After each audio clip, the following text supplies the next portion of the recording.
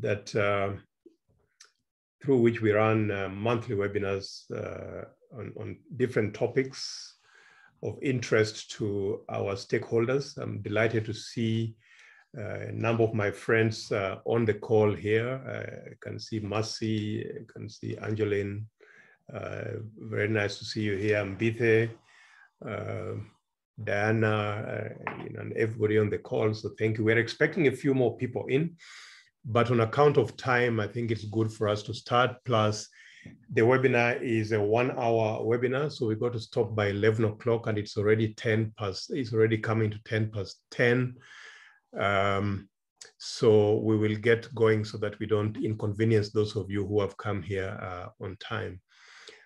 I'd like to ask Kelly just to play our leadership group video clip for a few minutes as we get a few more people to come in, and then we'll kick off in the next 5 minutes. So Kelly, if you can put up the video clip.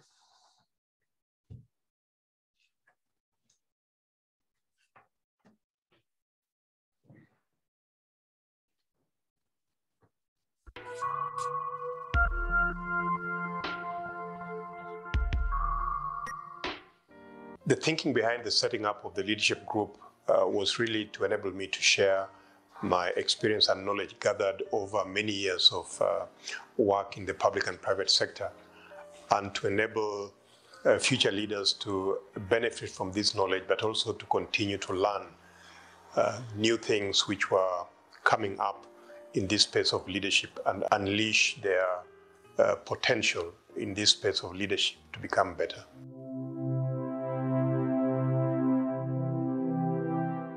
We have grown and expanded as an organization, starting off with myself as the only person within the leadership group.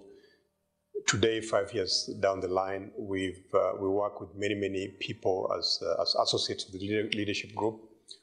We've got a core competent of 4, and then we've got more than 10 experts that we work with to deliver our various programs.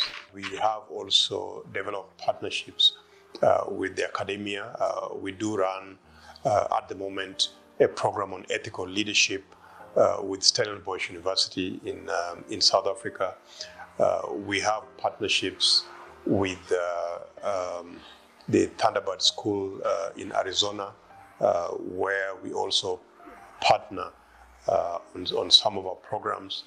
We have delivered programs through the county government system. So we've worked with a number of counties, deliver programs in the area of communication, in the area of service delivery and leadership generally. If I look back at some of the clients that we've worked with, there's literally no sector that the leadership group has not touched over its last 5 years that we're celebrating now.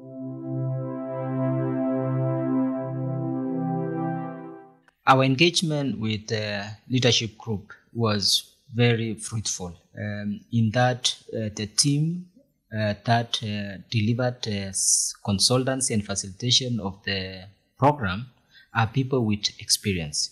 The thing I liked about that is that it wasn't just a presentation that you make to everybody and say, this is what we need to do.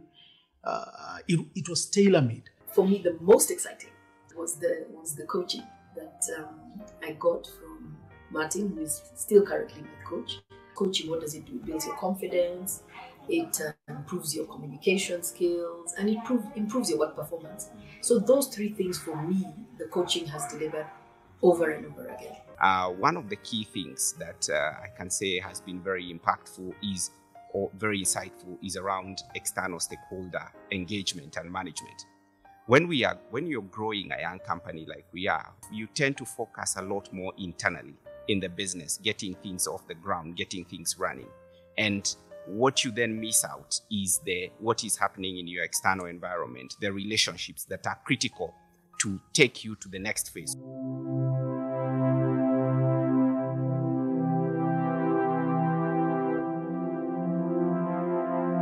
Seeing the client's vision come to life is an exciting moment because it's transformative. It's, you know, you've made an impact in the society directly or indirectly. We come into organizations, either commercial or not, at moments where real change is needed, that can be driven by external disruptions, that can be driven by bad performance or other factors.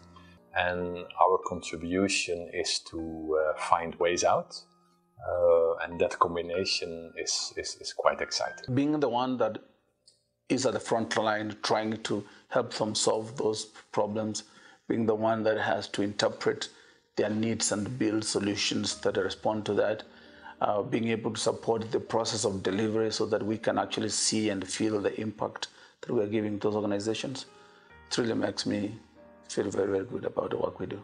The team has very experienced people in the field, and it's just good to sit with them and listen to their ideas and how they strategize and how they work, and having to learn from them and being given an opportunity to contribute. That's really fun. What I find most exciting is the fact that we're able to combine and bring academic experience and practitioner experience into one model and use that to transform organization. And the leadership group has played that key role on our side, and we strongly recommend them in that area because of the experience that we've got with them.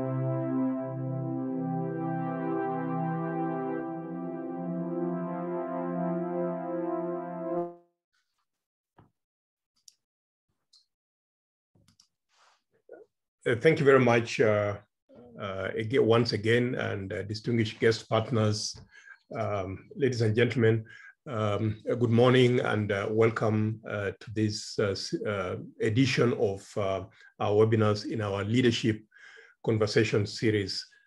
My name is Martin Oduor-Otieno. I'm the founder and the CEO of the Leadership Group, who is hosting you this morning. As I mentioned at the beginning, this is the fourth webinar that we are running this year. We do run a webinar about this time of the month, every month on different topics. I'm very glad this morning that we have Debbie Hollis as our guest speaker for today's webinar, and I'll be introducing her shortly. She will be speaking on the topic of taking your organizational culture of cruise control. We do believe that culture is a really significant element. Somebody has said, I think it was Peter Drucker, who is now quoted over and over again as saying that culture eats strategy for breakfast. And so this morning, I'm delighted that Debbie is going to be taking us through some highlights in that space. I also have with me on this call some of my team members from the leadership group. I've got Kefa, Bosire, Kelly Muigai, and Christabel supporting the logistics of this webinar as well. And we also have a number of our associate consultants. I'd like to thank them all for their commitment to the work that we do with our clients at the leadership group. The leadership group, of which I'm founder and CEO, is marking 5 years. We actually marked 5 years in November, December last year, of a very, very impactful partnership with our clients. We've worked with organizations and individuals in all sectors, in public, private sectors, in non-profit sectors, to develop and support leaders, because that's what we are all about. We are focused deliberately in the area of coaching and mentorship, governance and board practice, strategy, business advisory, leadership and communication, culture and change management. Not only because these are areas of our core strengths and competencies, but because in these areas we have the best opportunity to deliver the highest impact for our clients. In those 5 years that we've been offering these services, we have worked with numerous organizations and hundreds of executive coaching clients. We've worked with boards of directors in the area of board evaluation, leadership and board effectiveness training, board governance audits. And we've also undertaken a number of of high impact strategy projects. We are greatly indebted to our clients for being part of this journey with us. And so this morning, I'm very delighted on behalf of the leadership group to welcome you and that you have joined us for this webinar. We invite you to be an integral part of our growing alumni community at the leadership group. And you can do this by visiting our website, www.leadershipgroup.co.ke, to obtain more information on our programs and activities. You can follow us on our social media links, and Kelly has posted this in the chat box, LinkedIn, Twitter, and others.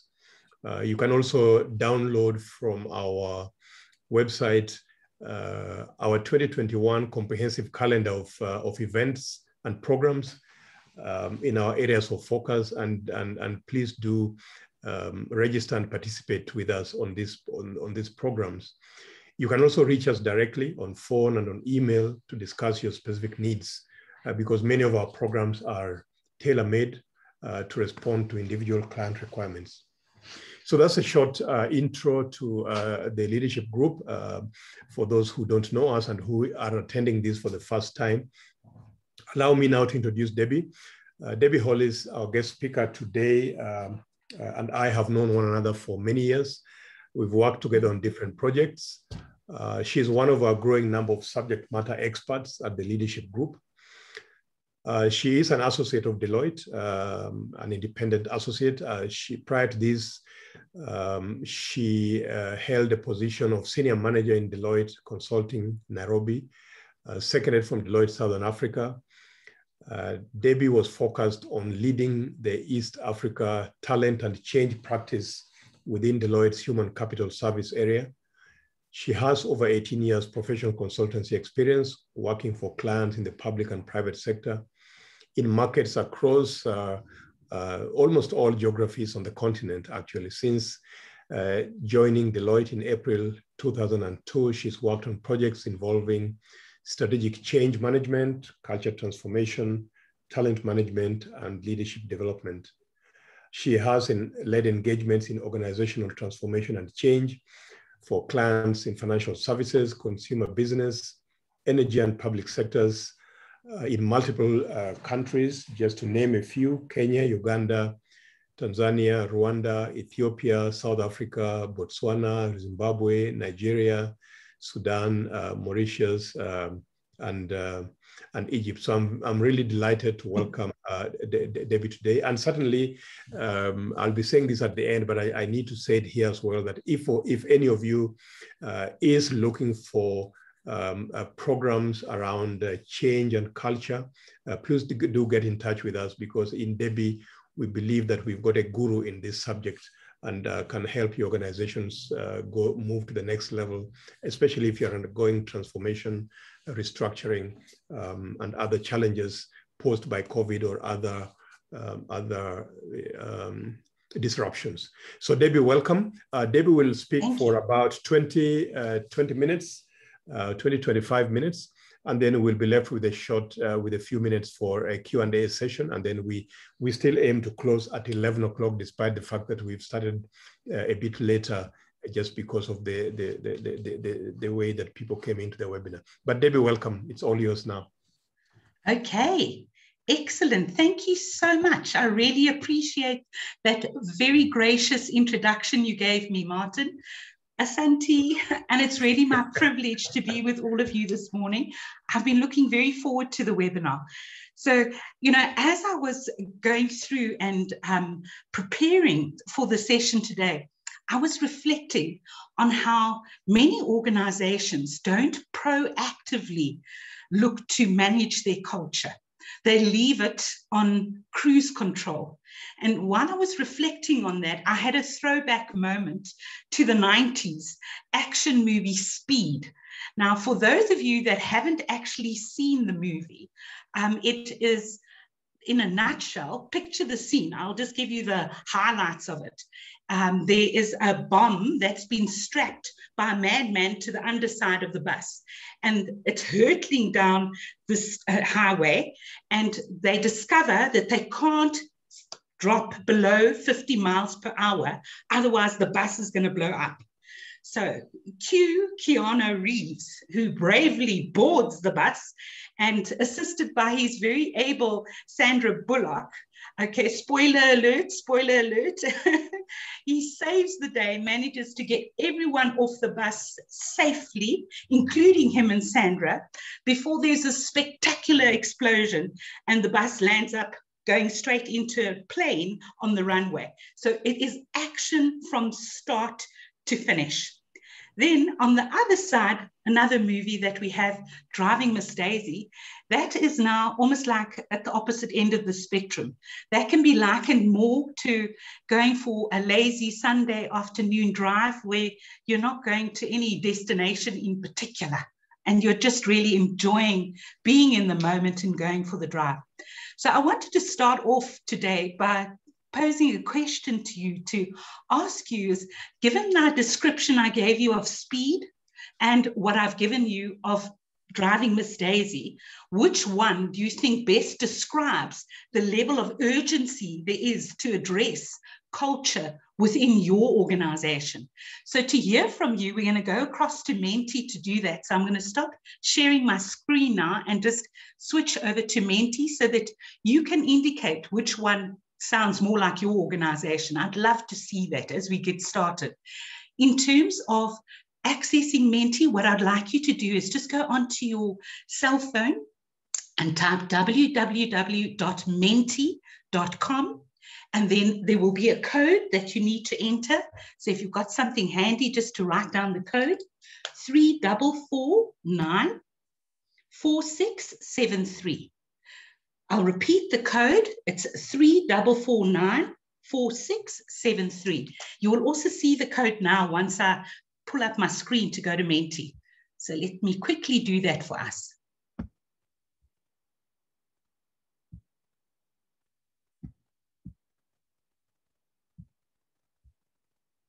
Okay, we've already got somebody on there, Driving Miss Daisy.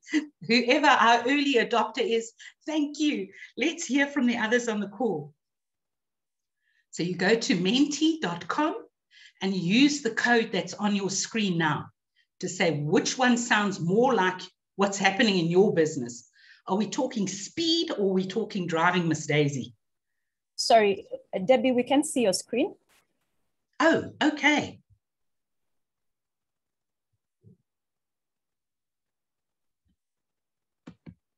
And now, can you see it? Yes, okay, now we can great. see it. Thanks. Excellent. Thank you, Kelly. Okay, so we've got 3 for Driving Miss Daisy.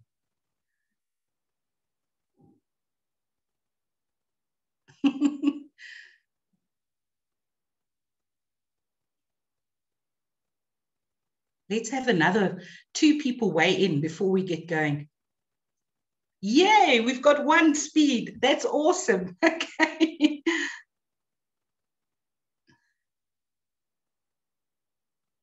Okay, great. I'm so encouraged to see that speed is quickly gaining some ground here. But Driving Miss Daisy still seems to be prevailing biggest.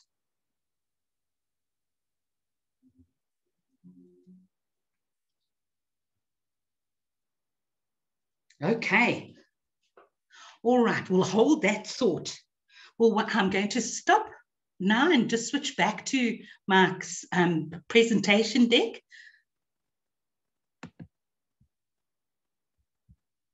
Okay, 7 for Driving Miss Daisy and 4 for speed.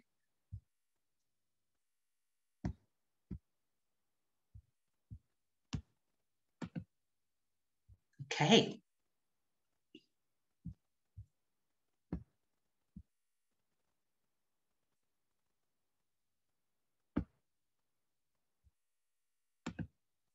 Okay, excellent. Well, thank you for weighing in there. So I hope if we could see there were 7 for Driving Miss Daisy and only 4 for speed, but I'm really glad that we had some speed. In terms of this session, for this webinar, what we really hope you'll get out of it is some information that will help you to be your own hero, your own Sandra Bullock or Keanu Reeves in your organization, because leaving your culture on cruise control is really a recipe for disaster. So we're talking big bang eventually. So it's such a good and encouraging thing to see that there are some people that have clearly already embarking on that journey. But for those that haven't as yet, my hope is that in this session, you'll get some ideas that will help you to take that process forward within your organizations. So if we think about culture, we see that it is really, really increased. Hi. Sorry, could you maximize your screen so that we can see, we can view it as, put it on slideshow. Okay, perfect. Let me quickly stop sharing. Okay, sorry guys, won't be a minute. It's all right.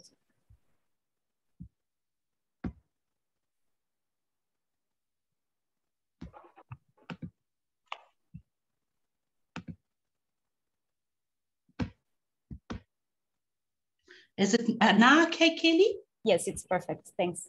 Okay, awesome. So if we look now just in terms of organizations and how they are dealing with culture, particularly in the fact that we're living in a very much more transparent business world. Before you could sort of keep your dirty laundry hidden from the public, but now we all live in a fishbowl, and anything that's going on inside an organization very soon spreads like wildfire. So there's nothing that's a secret, and there's increasing transparency every day. And that's also led to a lot of pressure from boards and regulators alike for organizations to take more ownership around their culture and how they set that. Now, essentially, when we think about a business strategy, no matter how good it is, it's still got to come through your culture. And it really is shaped in every way by the culture within the organization. What organizations really embrace is that it also really does drive value. So we see from all of the research that it can account for up to a 50% differential in terms of business performance. So this is certainly something that organizations are very alive to and are increasingly seeing as a key element that can either be a source of competitive advantage or an Achilles heel within your organization. So very important to pay attention to it. Just in terms of looking at what we mean when we speak about culture. So the way we define it, quite simply, it's how we do things around here. But if you're looking at a more detailed definition, it's the sustained pattern of behaviors that result from our underlying values and our shared beliefs. That's what makes culture so tricky at the end of the day. It's literally what lies beneath in terms of our beliefs and values and perceptions that shapes the behaviors that we demonstrate at the end of the day. But going back to the movies, we all watched the Titanic, I'm sure. We know what lies beneath is often what actually lands up being the demise of us. So from that perspective, it's really, really key to make sure that your culture aligns and supports your business strategy. It's also shaped by leaders in an organization and sustained by employees. And it's reinforced by all your processes and your organizational systems. So we see that if you don't manage culture, it'll manage you. You're going to have a culture whether you like it or not. You already have one. So the big thing is that culture actually reflecting what it is that you want and the behaviors you need to see in order to support the execution of your business strategy. Now, a lot of organizations are literally reimagining themselves in terms of looking at new business models and new ways of really engaging in the market to be ahead of their competitors. And this has really required them to make some seismic shifts in terms of how they show up every day. So if we're moving away from the traditional way of doing things, it means that as leaders, we have to show up in an entirely different way in our organizations.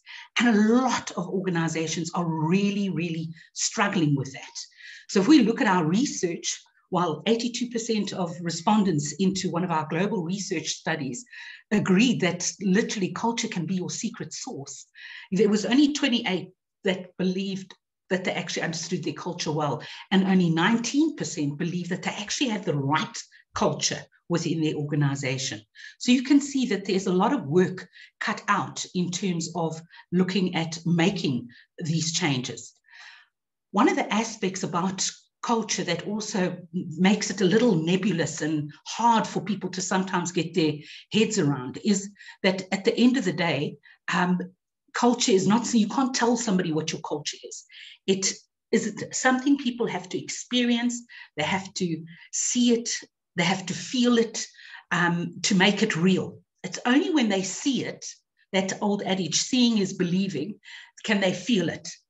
And it's so important for us to also bear that in mind, that culture is very much part of the emotional domain. We like to think of ourselves as very rational and logical as people, but we're actually literally, our emotions are really our master, and we obey them without even really knowing that we're doing that. And a good way to actually see that is when we think in terms of the commercials, all those commercials with the little babies in it and the puppies. They hardly even mention the product, but we just love it because it connects somewhere with us at an emotional level, and it really shapes our decision making. So we also know as human beings, we like to maintain the status quo. We don't like change. We're comfortable doing things the way we've always done them. So if in culture you want to drive organizational change and get people to show up in a different way, you have to have a very good reason why. And you really need to make it convincing. And key way of actually doing that is to think of how you can actually make a strong emotional connection with that individual, to literally galvanize that link between yourself and the organization and that individual. That's the starting point for us to be able to get people to make the shifts that we need them to make to align behavior for the future of work. So what do some of those moves look like that we actually have to make? So while organizational strategies will be different, regardless, I mean, across the board, whatever industry you're in, it's going to be different. When it comes to looking at culture attributes, there are certain culture markers, if you will, that are the hallmarks of digitally mature organizations. Now, most companies are all becoming technology companies to some degree or the other, or if they're not aiming in that direction, they're reimagining their business around the customer, which requires them to make some substantial shifts in terms of realigning for the digital future. So if we look at those kind of behaviors, what we have captured here is a digital culture maturity scale continuum. So on the lower end of the continuum, you have the behaviors that are essentially very much associated with traditional corporate culture that's been around now for 400 years. What you have on the right-hand side is what we're trying to change in the year now to align ourselves for the future of work. We can see that there are some pretty big shifts here. So we've got to work on our risk appetite. We can't be risk averse and overly cautious, because in order to innovate and reimagine the future of work, we have to really encourage experimentation and tap into that part of us that is open to exploring. And of course, that of itself requires that we need to embrace the fact that we're going to fail sometimes, but it'll be failing forward. We have to really have the courage to actually make that shift. The other thing is organizations have been hierarchical for 400 years. So we know it's always very strict pecking order, and we've all known our place in that hierarchy. Now, all of a sudden, because we need to be more agile and quick to act, we have a situation where decision rights have to be distributed so that we can be more responsive and quick to act. So as a result, we see organizations are increasingly adopting flatter structures. The working style is also shifting away. Before, we would all just have our own patch, and that was our territory that we were tasked with looking at making sure things worked in that particular area. Now we've got so many wicked problems out there that we have to deal with. We can't possibly figure them out on our own. So we have to work cross-functionally to solve for those kinds of challenges. So that requires a very collaborative working style and moving out of our silos to be able to make a contribution from a team-based point of view. We also can't afford to be slow. Those that are slow will lose out on that first mover advantage, and effectively your competition will come up with the idea before you. So you cannot be too slow. And of course, the last shift that we need to make, we have to move away from just relying on gut feel to be looking at far more data-driven decision-making than we have historically. So if you think about these shifts that we need to make, they know that none of them are small shifts that need to be made, and especially because they've been embedded for so long. To make this a habit and literally embed these kinds of behaviors will take significant effort. So in order to do that, it would really be key to look at how can you put emotion into the culture equation. One very powerful way to do that is to start by tapping in to that very natural and very human desire in all of us to make a difference that matters in this world, to go beyond the moolah, profit, and look at how am I actually providing a service to the communities that I serve? How is what I'm doing adding meaning to those around us? Every one of us as human beings has that aspiration, and that is the gateway to actually forging that link to find what is your purpose. Start with why. That way you will be able to capture people's hearts and minds so that they're really ready to commit and unlock their discretionary efforts to support you in terms of making those shifts. So starting with why, your purpose statement is really, really important. So, as I say, very important, that purpose statement, often people get that confused with increased market share. That's not a good purpose statement. Africa is our home, we drive our growth. That's a good purpose statement because it's not about the money. It's about how do we actually serve the communities that are served by our business and really tapping into that. So a very key place to start. The other aspect is then to look to embed that emotional appeal across all aspects of your culture transformation journey. So I'm wanting to also be able to give you a mental framework, if you will, on the things that you need to think about when it comes to the culture transformation journey, practical ideas that you can actually use. So we have an 8-step framework here that I'm just going to provide you an executive summary of to just walk you through the key things that you need to be thinking about when it comes to driving culture transformation. So the first one that you need to look at is literally framing the vision. What does the promised land look like? Now, often people make the mistake of diving straight into a diagnostic.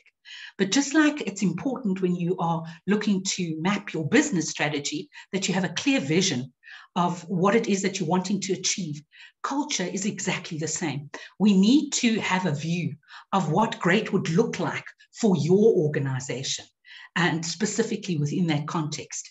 And starting with why, that purpose statement is really, really important.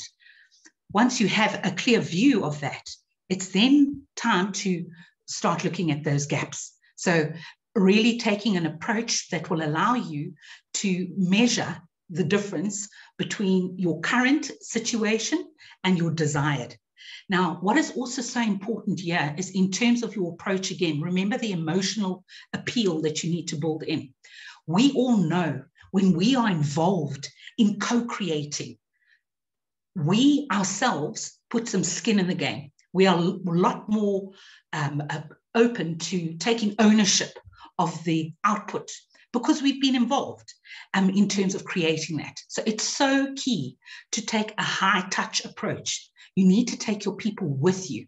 So in terms of just involving them to allow yourselves to get a really good understanding of exactly what your strengths are and what your derailers are in terms of what your culture ambition is, that aspiration that you want to create.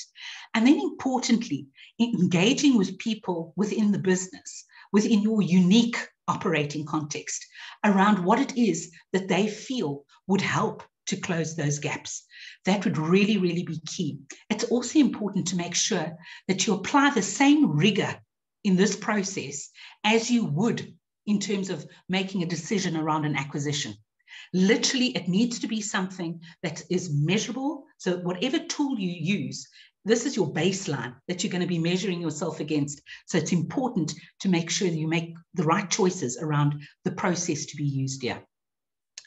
Then, of course, once you've done your analysis, you are in a position to now start to articulate your North Star. What are the behaviors that you need to actually see in order for your culture to be aligned to support strategy execution? So what are the behaviors that you need to embed?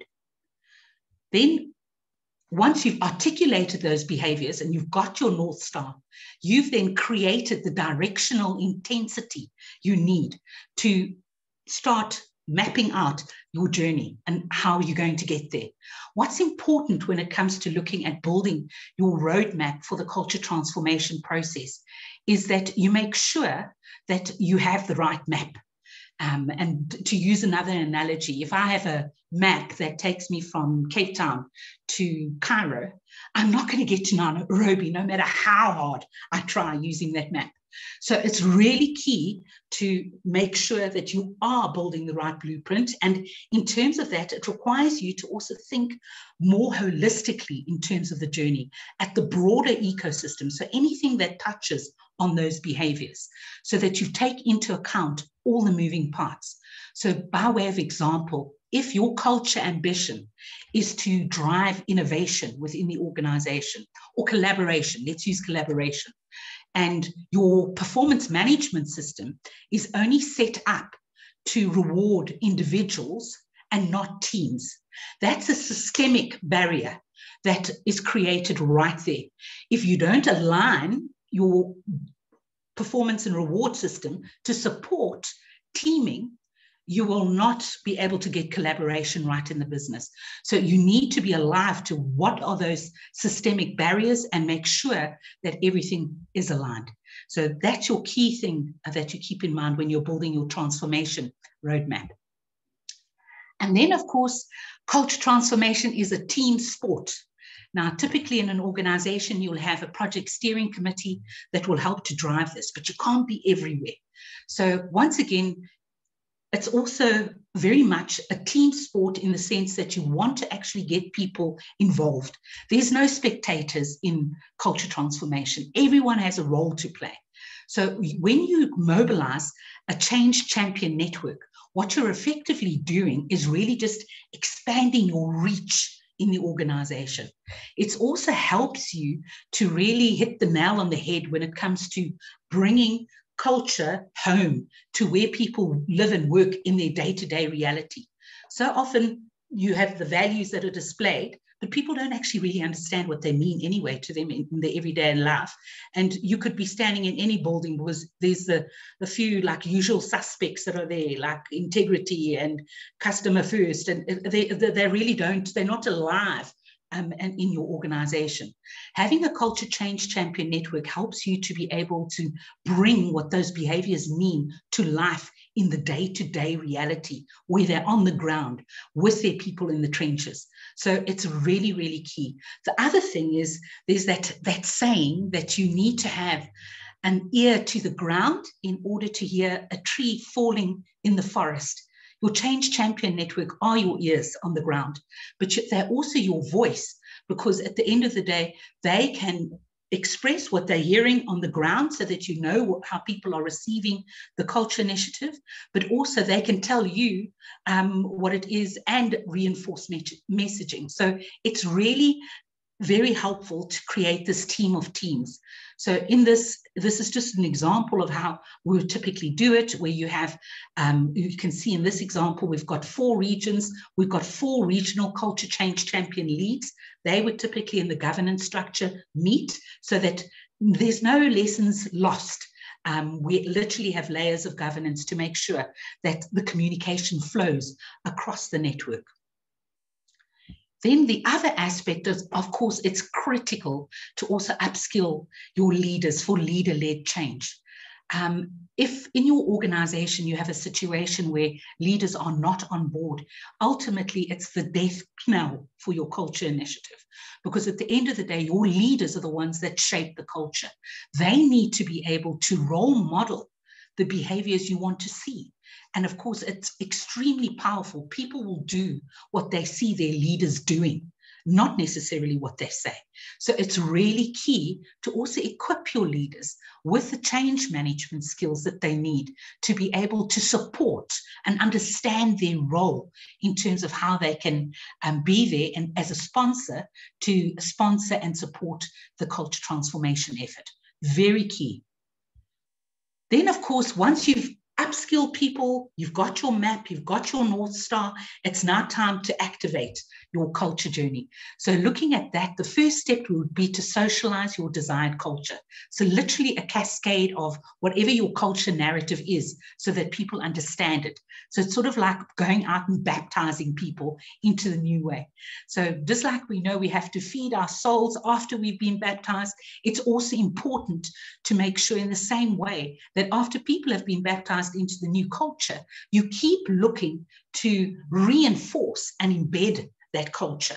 So using culture spreading mechanisms, literally to spread the culture, go out there and spread the word, so to speak. So a question I often get asked is, what are some of the practical examples of a spreading mechanism? So I've captured 3 here for you, just so that you can get a sense of what some of those things look like. So the first one is a culture hack. And just like the name sounds, it's very visceral, it's high impact, happens immediately, it's emotive, and literally short fuse, big bang. It's something that's very disruptive. An example of that would be where you're wanting to really get innovation to take root. You could set up a kitty where people would be fined for not making mistakes. So something that people can immediately see, whoa, okay. Then nudges are literally just like the name implies, it's more gentle. So it's a term that's borrowed from behavioral economics. And there, as opposed to like telling somebody, you will do this, it actually just gently encourages you to make more positive choices. So for example, an example of a nudge would be to put healthy food in the canteen at eye level. Another one would be to encourage people to use the stairs with like, and I always remember at EABL when I did a project there for them, they've got little arrows on the stairs and then they tell you how many calories you've burnt by the time you get to the 15th step. So it's that kind of thing. It really works to nudge people along. Then of course you've got your culture initiatives. These are your larger scale things that will take more effort. They'll be more costly as opposed to culture hacks and nudges that are low cost and low effort to implement. The culture initiatives that are on a larger scale are typically unlocked over a much longer period of time. So something like in this example, if you are looking to align for a digital culture, looking at building digital acumen through an organization-wide rollout of training would be an example. Okay, and we are getting there. Then the last step in the journey is really about measuring and monitoring your culture transformation journey. A culture dashboard helps you to create transparency around the progress that you're actually making and gives you a platform to be able to play back the results in the language of business. So the metrics that you set will be very tied to what it is that you're looking to achieve within your particular context. But to give you an example, a customer satisfaction index, net promoter score, and an emotional net promoter score would be some of the examples that you could incorporate. But you need to tie them very specifically to your own journey. And of course, it needs to be monitored as you go. If you've maybe veered off course, you don't want to wait for 12 months before you figure that out. We have to be very agile in terms of our measurement and course correct. If we know something's not working, do things differently. So that's basically the key steps. One other key point is best communicated when we look at this cartoon, and that I'm wanting to share. So Timkins, I want a coherent new corporate culture that will take us into the third millennial, and I want it by this afternoon. So often people will look at culture and they have this very unrealistic expectation that there's going to be a silver bullet. And at the end of the day, culture, to change the habits that we have, can take 2 to 3 years for a culture transformation journey. So it's really important to also manage people's expectations around what that journey looks like and what that journey will take, so that everybody is all on board. So that's, in a nutshell, the framework that we wanted to share today and the ideas we wanted to communicate with you. We really hope that it's given you some insights that you can use to become your own Keanu Reeves in your organization, or Sandra Bullock. And I'll hand back to Martin, just so that we can look at the Q&A. Thank you. Thank you very much, Debbie. Let's give Debbie a round of applause for that excellent presentation and sharing here, Debbie. Thank you.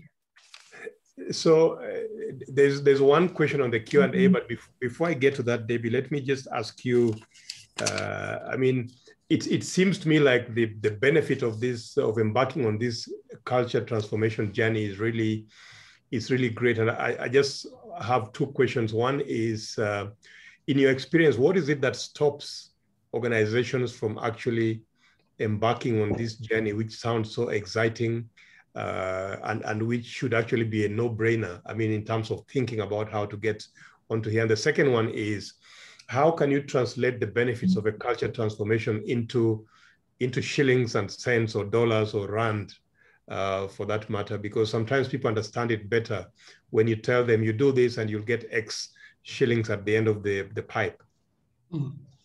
Okay, so looking at your first one, what stops us? It's the urgency around the business case within an organization. So it's what they are actually prioritizing as a business. So that is essentially one of the key barriers. It's almost like it's put on the back burner because there's other fires that need to be put out. In terms of how you can actually translate it into rands and cents, maybe that also helps us, Martin, to make the link back to the business case. When it comes to looking at how you actually use your culture to execute on the strategy, a lot of people will see culture priorities as being separate from the business priorities. But in truth, for example, if you're looking at a client first as a key business priority, you cannot achieve that without customer-centric behavior within the business and an operating model that puts the customer at the center of the business. So depending on what it is that you're looking at doing, to translate the impact of that culture into rands and cents, you would need to be able to tie the metric that you're using tightly to what it is that you're looking to achieve. So there won't be a one-size-fits-all for organizations. It will be dependent on what it is that you're looking to drive from a strategy perspective, and then setting up a metric so that you can then translate that into the value add. So another practical example of making that link would be if we're looking at innovation. To what degree did we innovate?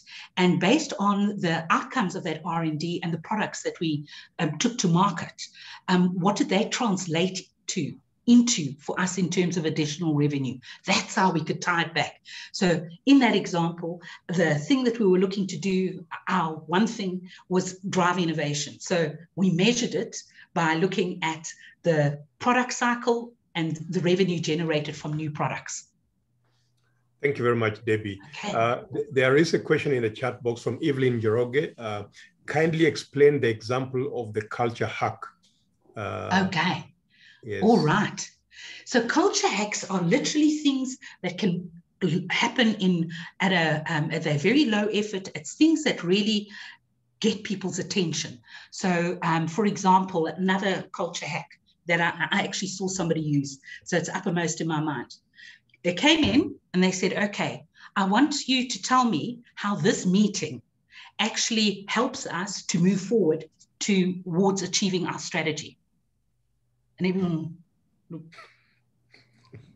said the meeting's cancelled because what's the point of the meeting? And walked out. Very powerful, low effort, in the moment. The problem there, a meeting's culture. They're always in meetings. This particular organization spends 47% of their time in meetings. So that's an example of a culture hack that was very powerful. I hope that makes it clearer. Yes, I hope, Evelyn, that responds to your question, but you can voice any further comments that you may have related to that. I've got Sarah Kiprono on the chat again. Thank you for excellent presentation. My question is, most leaders perceive culture as being owned and managed by HR. Please advise how we can change this narrative. That's actually so very, very true. Culture is everybody's business. We could see that. And the only way to really change that narrative is to be able to come with practical examples that can help to actually change the narrative, the business case around culture change and what that actually means, so that it's really a process of building alignment, if you will, around what culture means to the organization and what people's role is in terms of driving that culture. So to change the narrative, it's about purposing towards the messaging and building leadership alignment around how people actually understand culture and the impact that it has on the business. Right. Debbie, we're fast running out of time, but I'll take three final questions, and one, and I'll just read out all of them so that you can handle them together. One is, how do you handle the outliers, especially at the management level, that affect the culture change journey? So that is one. Good one, yeah.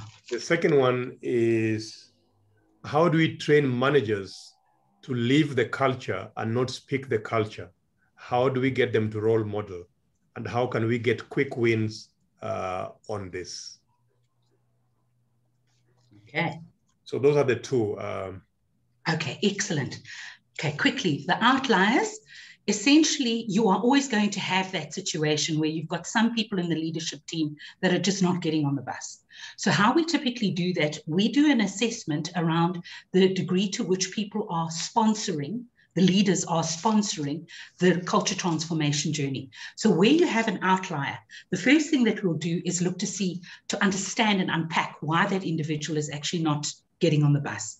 So literally it's dependent on the situation, because it may be that they require some executive coaching to become more aware of how their behavior is impacting on the journey. So it's very situation specific, but first seek to understand the behavior, why that individual is actually not getting on the bus, what's underlying that, and then based on that, your understanding of that, you're then able to look at applying a suitable remedy for it.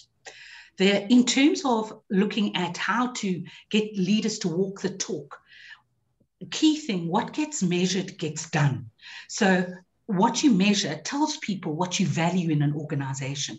So it's very critical to tie it to what your expectations are of that individual through your performance management system within the organization, and recognize and reward people for demonstrating the required behaviors.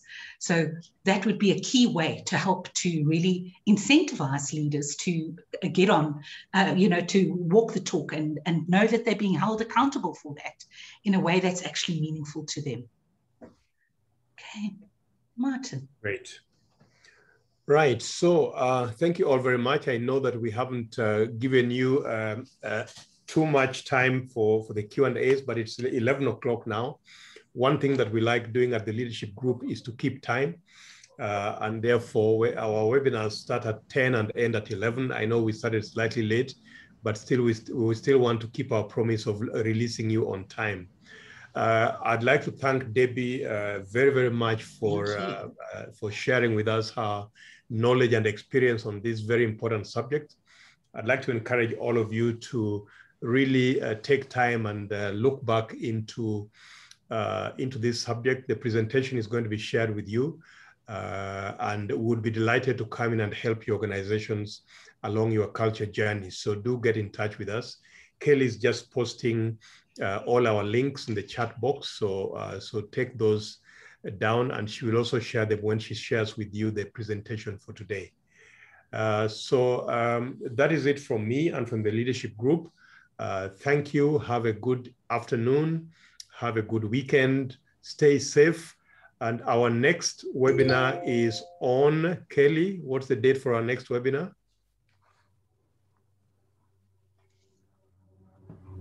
Does anybody remember?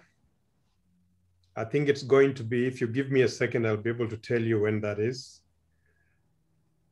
It must be sometime in mid-June. It's on the 11th of June at 10 o'clock. It's a Friday, 11th of June at 10 o'clock. We have our next webinar. So look forward to seeing you there. We'll send out the information on LinkedIn and to your emails as well. Have a good day. Thank you and bye-bye. Thank you very much. Right. Bye-bye. Thanks, Martin. Thank you. Bye. Thank you. Thank you, Martin. Bye, Diana.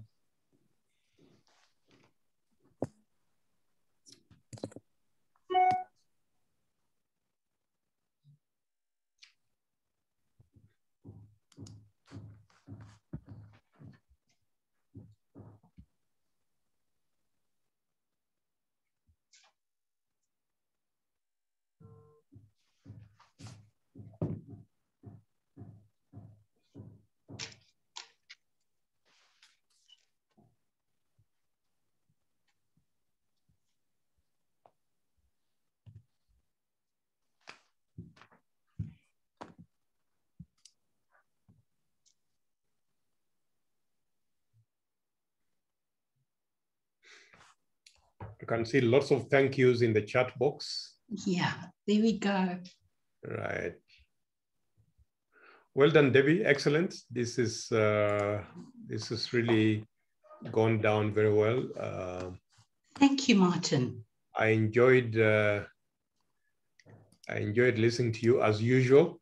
Okay. I hope I didn't put you in a corner when I asked you about monetizing culture. No, not at all. I hope that I answered it in a way that made sense. Yeah, absolutely. Absolutely. Yeah. And actually, and Martin, I'm not in the least bit surprised that you asked me that so often. That's one of the key things people will ask always. It's a big thing, Matt. Kelly, can you drop some of the participants from the call? Yeah, you know, Debbie, people like, you know, some of these things can feel a bit softish, and executives like sort of saying yes. So if I do this, what do I get in return from this? I mean, how do I? Yeah. So when you tell them about, you know, a nice working environment and people are happy, etc., you know, they kind of say, you know, we didn't come here to make people happy. We came here to get guys to make profit. Yes, and that's the key thing. We have to make the links to that the profit part. Okay. Yeah. so that people actually see the links. But I think it will be really, really good if any